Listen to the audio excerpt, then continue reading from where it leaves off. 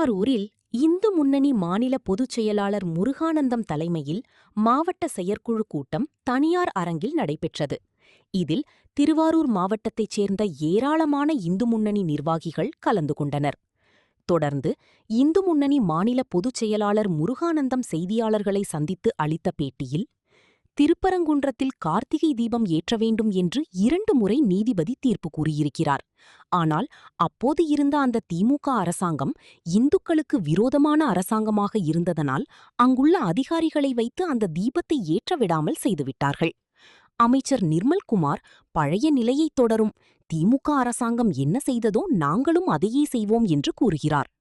தவேக அரசு இந்துக்களுக்கு விரோதமான அரசாங்கமாக கொஞ்சம் கொஞ்சமாக நகர்ந்து கொண்டிருக்கிறது. எல்லாருக்கும் பொதுவான அரசாங்கம் என்று ஸ்டாலின் சொன்னார். ஆனால் அவர் பொதுவாக நடத்தி கொள்ளவில்லை. ஜோசப் விஜயும் பொதுவான அரசாங்கம் என்று சொல்கிறார். ஆனால் இவரும் திமுகவை போல்தான் செய்கிறார். அமைச்சர் பொட்டு வைக்கக்கூடாது, நூல் கட்டக்கூடாது, மத அடையாளங்கள் எதுவும் கூடாது என்று கூறுகிறார்.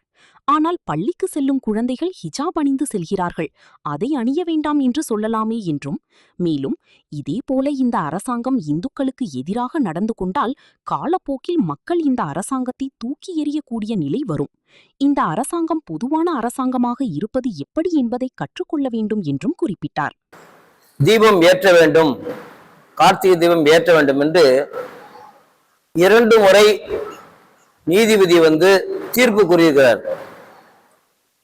ஆனா அப்ப இருந்த இந்த திமுக அரசாங்கம் அது எப்பொழுதுமே இந்துக்களுக்கு விரோதமான ஒரு அரசாங்கமா இருந்ததுனால அங்க இருக்கிற அதிகாரிகள், மாவட்ட கலெக்டர், அப்புறம் போலீஸ் ஆபீசர் எல்லாரையும் வச்சு அந்த தீபம் ஏற்ற முடியாம செஞ்சிட்டாங்க.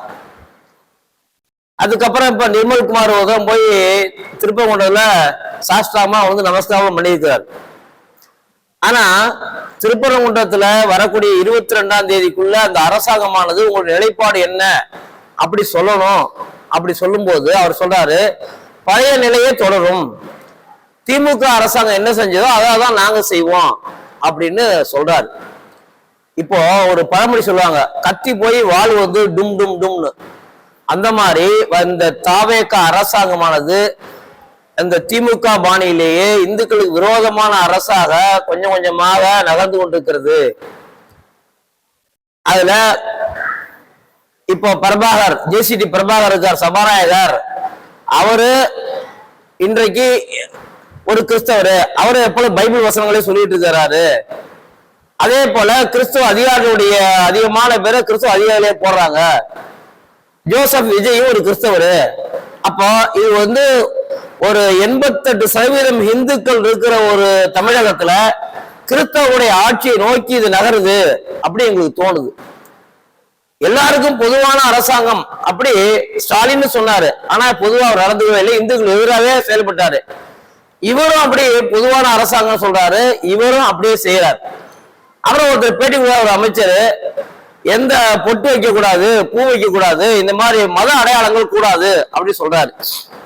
அவரு சரியான ஒரு ஆம்பளையா இருந்தா என்ன, யூனிஃபார்ம் ஸ்கூலுக்கு என்ன ஹிஜாப் போட்ட கூடாதுன்னு அவரால் சொல்ல முடியுமா? எல்லாம் போட்டுதானே வர்றாங்க. அதை முதல்ல கேட்ட சொல்லுங்க. அது ஒரு மத அடையாளம் இல்லையா? அப்ப தமிழன் நல்லா பைத்தியக்காரன் நினைச்சு இந்த அமைச்சர் அப்படி சொல்றாரு. எப்படி சொல்லலாம்? ஹிஜாப் முதல்ல கேட்டு அப்படி சொல்லாருன்னா ரைட்டு. நீ பொட்டு வச்சுக்காத, அது வச்சுக்காத, இது வச்சாரு சொன்னா அப்ப இந்துக்களுக்கு விரோதமான ஒரு அரசாங்கம் தான் அர்த்தமாகுது. இப்படியே இந்த அரசாங்கம் போனா இது இந்துக்களுக்கு எதிரான ஒரு அரசாங்கமா இருக்கும். காலப்போக்கில் இந்த அரசாங்கத்தை தூக்கி எறிய வேண்டிய நாள் தமிழக மக்களுக்கு ஏற்படும்.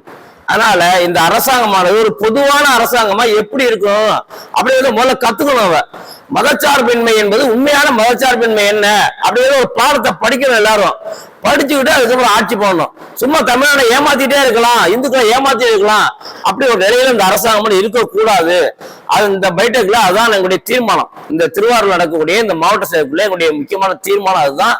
என்ன, இந்த அரசாங்கமானது இப்படியே போனா எல்லாரும் வெறுக்கக்கூடிய ஒரு அரசாங்கமா, இந்துக்களை வெறுக்கக்கூடிய அரசாங்கமா கட்டாயம் மாறும்.